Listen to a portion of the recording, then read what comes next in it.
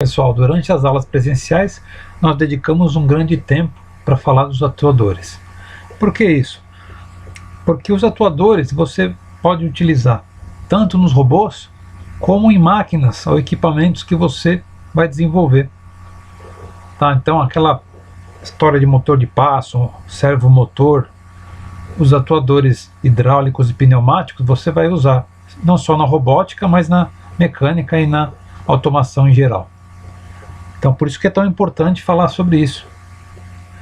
O que os atuadores fazem? Eles geram os movimentos do robô. Podem ser pneumáticos, hidráulicos, elétricos. Né? Os atuadores elétricos têm uma grande importância, porque eles são mais facilmente utilizáveis. Você, para alimentar um motor elétrico, precisa de 2 cabos e um fornecimento de corrente. No caso de atuadores pneumáticos e hidráulicos, você vai precisar de uma unidade pneumática ou de uma bomba hidráulica, um tanque, muito mais complexo. Então, por isso que os atuadores elétricos são muito mais utilizados. Esse aqui, por exemplo, é um mecanismo de controle de um leitor de CDs. Aqui tem um motor de passo, aqui tem um parafuso, e aqui tem a minha porca, ou seja, o motor de passo andando para um lado ou para o outro, eu consigo controlar esse movimento aqui. Esse movimento suporta a cabeça de leitura do meu CD player. Isso não é exatamente robótica, mas é um mecanismo que pode ser utilizado para fazer um controle preciso de um movimento linear. E esse aqui é um exemplo de um servomotor controlando as guias de uma máquina.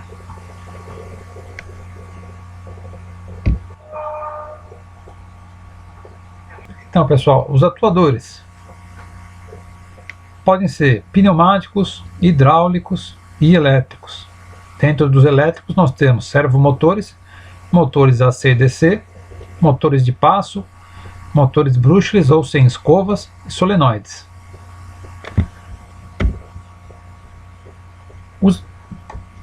Os atuadores hidráulicos e pneumáticos são classificados como lineares ou rotativos. Lineares são os famosos cilindros e pistões, e os rotativos são os motores. E aí nós temos aquela série de cilindros, bem conhecida, que vocês estudam também na disciplina de hidráulica e pneumática. E a parte dos motores hidráulicos? Então, motor hidráulico é um atuador mecânico que converte pressão hidráulica e vazão em torque e deslocamento angular, ou seja, rotação. Os motores mais comuns são engrenagens, palhetas, gerotor, pistão radial. Temos lá o famoso motor de engrenagens, onde a gente bombeia óleo através dessa entrada. Aqui ocorre uma vedação entre os dentes das engrenagens e o óleo é forçado a passar pela periferia da engrenagem. Quando ele passa pela periferia, ela acaba criando um movimento nos eixos.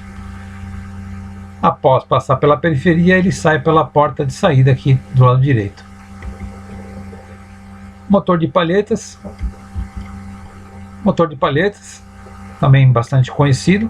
Você tem um rotor, ele está desalinhado em relação ao centro, formando aqui uma pequena área na parte de baixo e aqui uma grande área. Quando você bombeia o óleo tende a fazer pressão maior aqui nessa área maior, gerando aqui um torque. A vedação da palheta contra a parede interna às vezes é garantida por uma mola que vem aqui embaixo. Tem também o gerotor, tem uma engrenagem com 7 dentes, que vai ser o rotor, e uma parte externa com 8 dentes.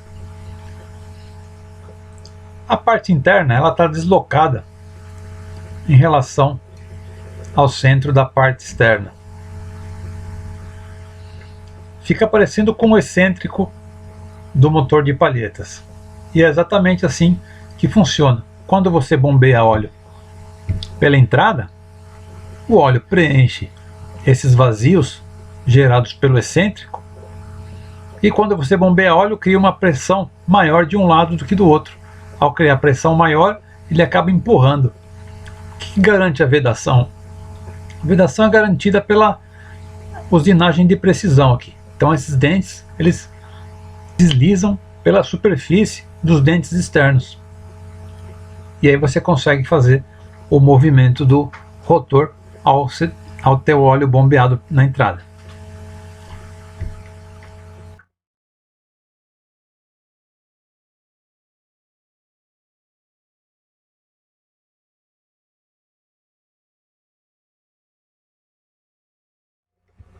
Depois nós temos um motor de pistões radiais, onde tem os pistões,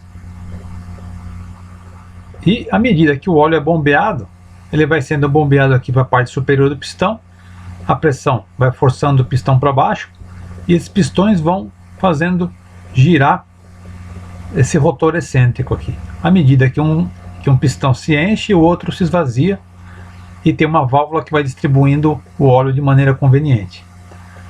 Então, pessoal, para terminar essa parte hidráulica, nós temos o motor de pistões axiais, que é muito semelhante ao motor de pistão radial. A única diferença é que ele está axial em relação ao eixo do motor.